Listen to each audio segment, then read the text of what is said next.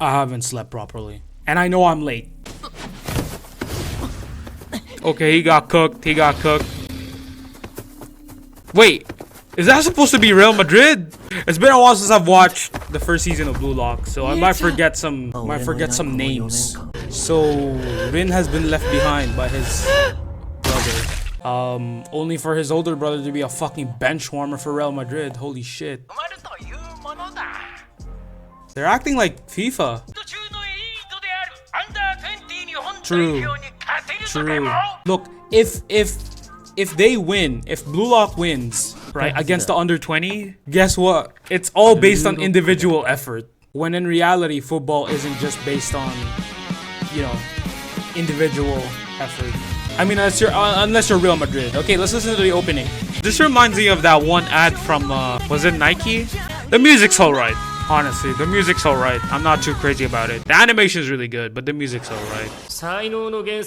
Diamond the Wolf. Learned about ego. That's what has been the theme of this anime, right? Like how Japanese football has just become so, like, trying to make it as efficient, as systematic as possible, that a lot of players aren't as, you know, egotistical compared to other countries. But bro, I just literally watched Japan played in the, I forgot what it was called. No, World Cup qualifiers, dumbass. They actually did pretty well. I was actually watching Takefusa Kubo.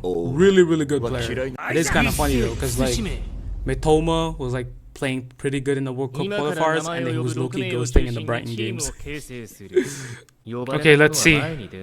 Let's see who are the top 6. Itoshiri, number 1. Don't know who that guy is.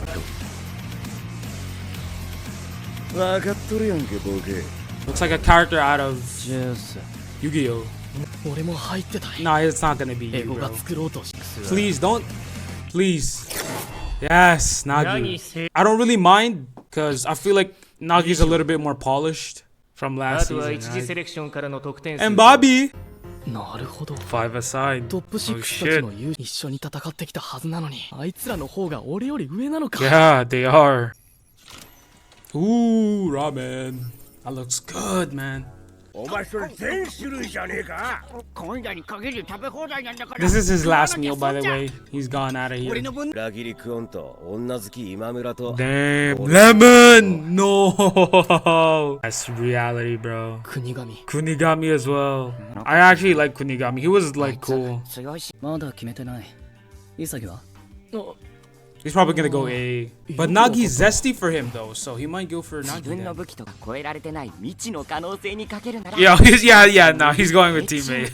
You have the opportunity to play with absolutely the best player in this whole, what do you even call this, academy or some shit? The fuck? Yeah, he's not just there to play football. I think he picked Team A with like those 2 dudes who are like absolute selfish players, because he just wants to see how they would like interact with each other. They're complete opposites. They play the same. That's why they're the opposites. Yeah, embarrassing, little bro. Oh, is this dude? Nico, what the fuck? I don't think that's the point. The thing is, I don't think he's trying to make, I think he's making it that everyone fucking scores. That's what I'm looking at, Ego.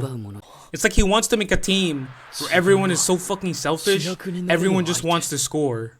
Cause it doesn't seem like he's building anything out of coherence, like coherent play, which is fucking odd, cause they'll just be absolutely demolished by some other team. They'll just break through everything. These motherfuckers are gay as fuck. No disrespect. So those are his only options: Nagi or Rin, or none of them.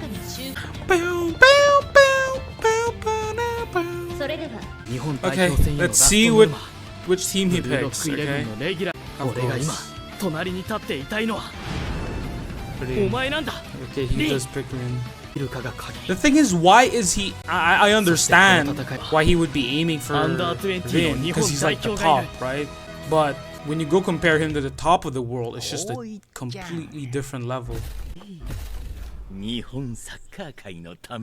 does look like the manager of the Japanese national team. Oh, oh, this dude looks cool. What the fuck? You are not a striker, bro. That's the first episode. This is the ED. We'll be listening to the ED first, and then I'll give you my thoughts on episode 1 for Blue Lock versus under 20s. Under 20s instead of under 21s. Okay, that was the first episode of Blue Lock versus under 20s, and I like this. It's building up for something huge. Okay, now we know what the goal is, of course, beating the under 20s, but now we have a clear understanding of what that, process is going to go through first. We're going to see these teams pit against each other. Okay? No doubt for a fact, I know that Isagi is gonna go through. He absolutely has to go through. It just doesn't make any sense, right?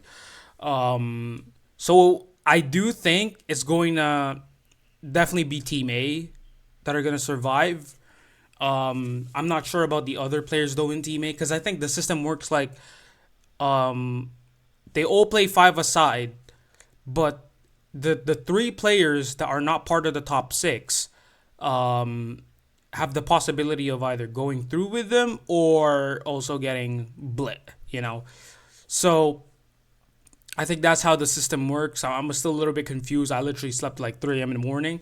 But I mean, look, the way that this anime though has been portraying the football associations in Japan is kind of odd. Like, I mean, if this was FIFA, right, I would have been like, sure, go ahead, right? But I don't know much about Japanese association football. Like, how do actual Japanese like fans think about, or people in general who watch or are into like Japanese football? Like, what do they think of their league?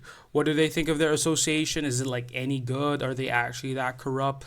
Or is the anime just over exaggerating it for the sake of dramatization? So, I mean, I definitely am like super interested in like what the under 20s is gonna be, because I mean, we've been introduced, or now we finally get to see like Rin's brother, right? Itoshi Sae, that's his name, and I was like, shit, he plays for Real Madrid. I didn't even notice, but I saw the badge and I was like, oh shit, that's Real Madrid.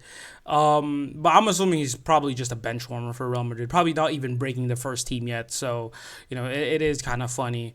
He's probably just gonna get loaned off to someplace else, like maybe, I don't know, or maybe sold to like Real Sociedad. I'm joking. But yeah, like, it is kind of interesting, like how they perceive football in Blue Lock, and how, like, bro, here's the thing. Any team that has some kind of like just enough to have like teamwork or all that is gonna absolutely destroy a bunch of players that are like made up of strikers. Like, literally, it just doesn't make any sense for them to lose it. The only way Blue Lock can win against the under 20s if it's fucking individual performances. Just how like Real Madrid has been doing it for years, they're pretty much going to do it based off of individual performances. But once they finally go up against a team that's been built off of like, teamwork, coherentness, is that an actual word? Coherence, right? A very smooth working machine, they're going to get dismantled. It's as simple as that. I wouldn't be too surprised if like, Blue Lock gets absolutely thrashed, I don't know, 6-0 or something, by like the under 20s, because again, it just doesn't make any fucking sense for me. I mean, they are gonna win for sure if they're like absolute, because like look, here's the thing, right? How are they gonna defend against the under 20s? Because for sure the under 20s at best they have like decent wingers, decent forwards, even decent midfielders, right?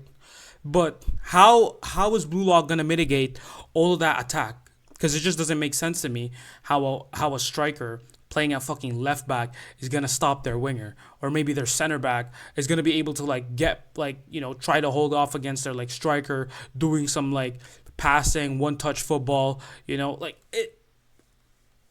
You know what I mean? Like it, I'd be confused how a team like the under 20s would get absolutely embarrassed, right? So I'll just have to wait and see.